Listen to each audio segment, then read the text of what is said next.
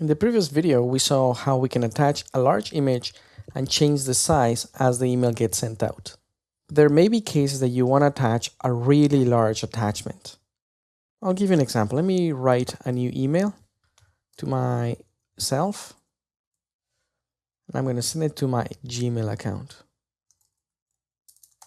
Now, this email is going to come from my iCloud student. And I'm going to go and attach a file that is close to 300 megabytes. Over here in the Finder, I do have the installer for Parallels, which is 288 megabytes. So I'm going to take that huge disk image and drag it into my email. We get the file size of how big this thing is going to be. And when we send this huge attachment from my iCloud account or from the iCloud account, Mail is going to use a feature called Mail Drop. So let me start sending it, because this is going to take a little while to upload such a big file. And in the meantime, explain what's going on. To explain, let me go to the Mail pull-down menu and choose Preferences. Under Accounts, for my iCloud account, under Advanced, there is an option that reads Send Large Attachments with Mail Drop.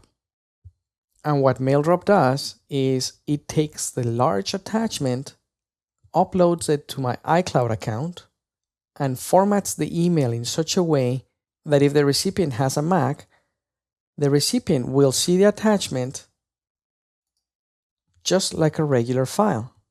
And you can see now it's downloading this huge attachment.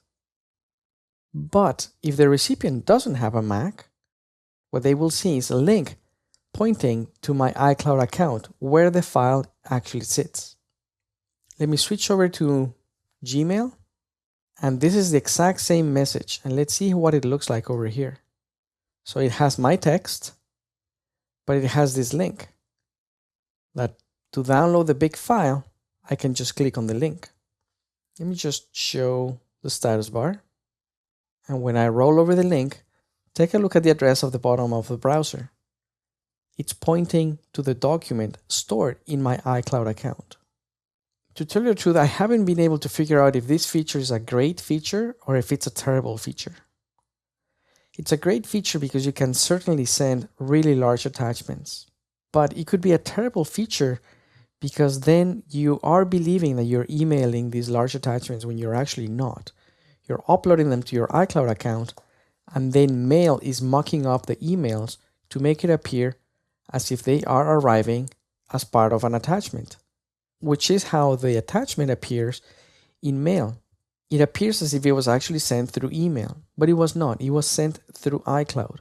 It was uploaded to iCloud, and then Mail downloaded it from iCloud. I guess that in general it's a good thing, because now you're able to send really large files without really caring too much what are the limits on your email server, since the attachment is not even touching the email server. A couple of warnings though. One of them is that if your recipient doesn't have a Mac, this is what they're going to get. They're going to get a link, and if they don't have a fast internet connection, it's going to take a while for them to download. The same thing, if you don't have a fast internet connection, when you send the email, which is when the big attachment is actually sent to iCloud, it will take a while to upload. The other thing is that the message will stay there on your iCloud account for a month, and this will be taken from your iCloud quota. Right now I'm using a free iCloud account which only has 5 gigs.